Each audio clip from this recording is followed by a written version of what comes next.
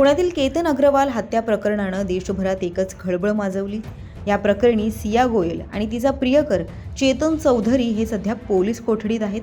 अशातच सिया गोयलच्या कुटुंबियांना अन्न आणि औषध प्रशासनाचे आयुक्त तुकाराम मुंढे यांनी दणका दिलाय।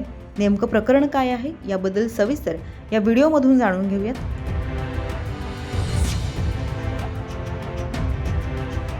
सियाचे वडील प्रवीण गोयल यांचं पुण्यातील मार्केट यार्ड परिसरात मसाल्याचं दुकान आहे। बीजी गोयल अँड कंपनी या दुकानाची एफडीएच्या पथकानं तपासणी केली आणि या तपासणीत अन्न सुरक्षा नियमांचं उल्लंघन झाल्याचं आढळून आलं आणि त्यामुळे या दुकानावरती एफडीएनं कारवाई करत हे दुकान आता सील केलंय। तसंच कंपनीला पुढील आदेशापर्यंत व्यवसाय बंद ठेवण्याची नोटीस देखील बजावण्यात आली आहे। या छाप्यादरम्यान एफडीएकडून एका ब्रँड अंतर्गत विक्रीसाठी ठेवण्यात आलेल्या हळद पावडरसह तीळ आणि सोयाबीन चंक्स यासारख्या खाद्यपदार्थांची तपासणी करण्यात आली।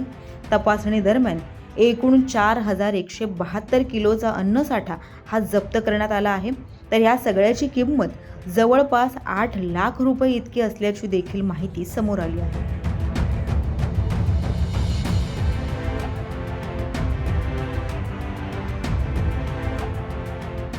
जप्त करण्यात आलेला हा सर्व साठा नागरिकांच्या आरोग्यासाठी घातक असण्याची शक्यता वर्तवण्यात आली आहे।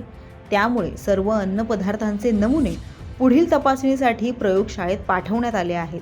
प्रयोगशाळेतून येणाऱ्या अहवालात अनियमितता आढळल्यास कंपनीविरुद्ध पुढील कायदेशीर कारवाई केली जाईल असं देखील एफडीएनं म्हटलंय। दरम्यान या व्यवसायाचा कोणताही वैध अन्न परवाना किंवा अधिकृत नोंदणी करण्यात आली नव्हती। बेकायदेशीरपणे हा गोदामाचा कारभार सुरू होता। त्याचबरोबर उत्पादनांवरील लेबलिंगमध्ये देखील त्रुटी आढळल्या आहेत आणि भेसळीची शक्यता लक्षात घेऊनच एफडीएनं ही कारवाई केली आहे। महिनाभरापूर्वीच पुणे जिल्ह्यातील लोहगड किल्ल्यावर केतन अग्रवाल ट्रेकिंग दरम्यान कड्यावरून पडल्याची माहिती समोर आली होती।